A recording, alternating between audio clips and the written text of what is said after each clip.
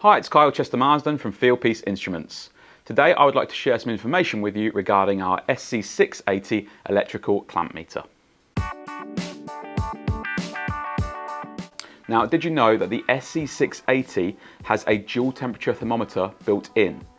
Now, included in the box are two of our K-type thermocouple bead tips, which can be used to measure liquid, air or surface temperatures. Once connected to the tool, the temperature measurements can be viewed right on the large screen of the meter, or alternatively, you can connect the meter to our JobLink application on a mobile or tablet device and record and log the measurements from up to 300 meters away. So this means that not only can you take your electrical measurements, but you can also utilize the tool for temperature measurement, allowing you to take air on and air off readings, or even assist in calculating subcooling and superheat measurements, making your job easier, faster and better. So thanks for watching and stay tuned for more great videos.